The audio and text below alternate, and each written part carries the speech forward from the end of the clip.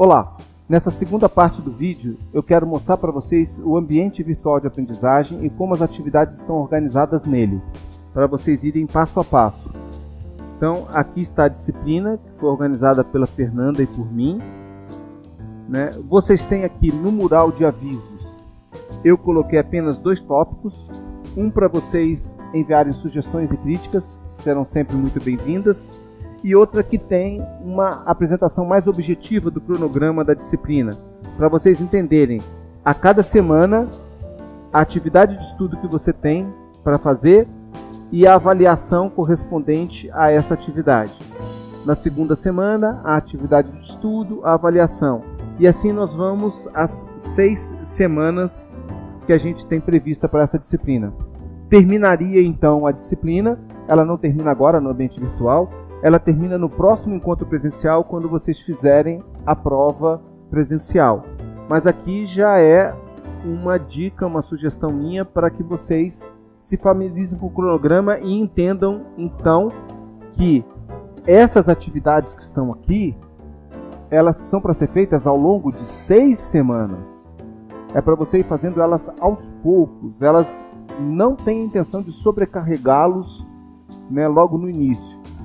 E aí você tem acesso a esse vídeo, ao plano de curso e ao texto base que eu estava fazendo os destaques para vocês. Lendo o texto base, você vai ter acesso logo em seguida à primeira avaliação da aprendizagem.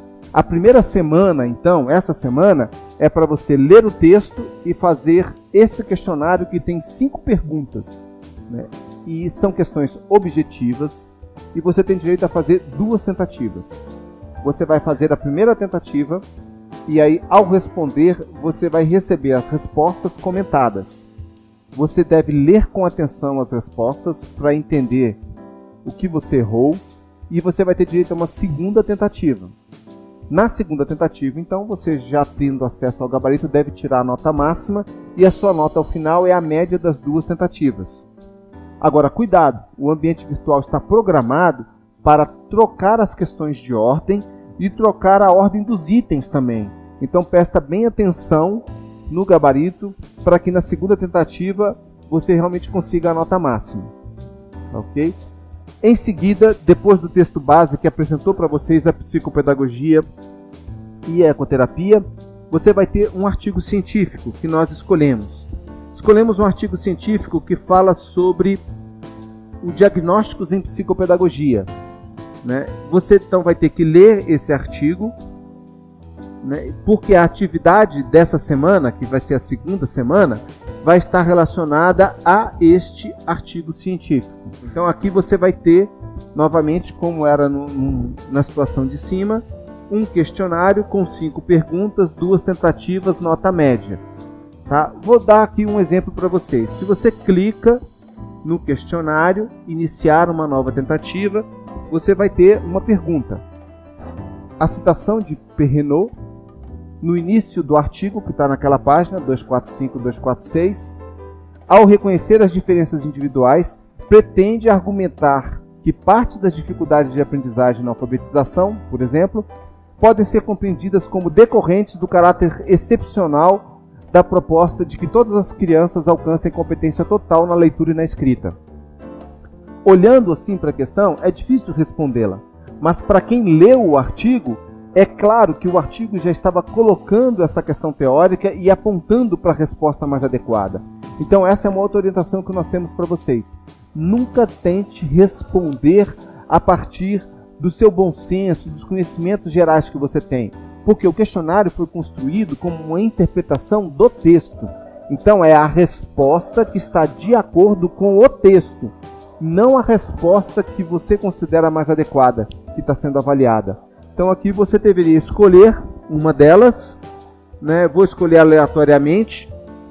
Quando você respondesse a aquela pergunta, ela te mandaria um comentário exemplificando então o que você acertou, o que você errou.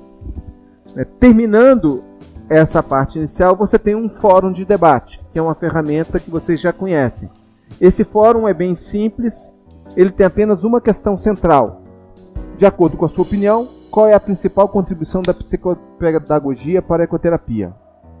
Você depois tem que justificar por que você acha que aquela contribuição é relevante.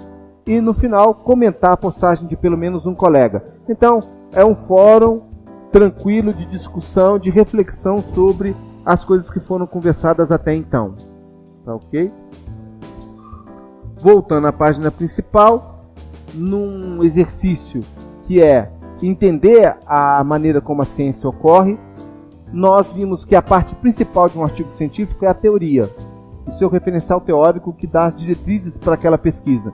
Então nós fizemos uma síntese dos 6 principais conceitos que estão no referencial teórico do artigo e uma pequena avaliação sobre esses aspectos. Então quando você clicar, você vai ter acesso ao texto, síntese, com os 6 pontos principais. Então, tendo lido o texto síntese, você tem novamente um questionário, 5 questões da mesma maneira para responder.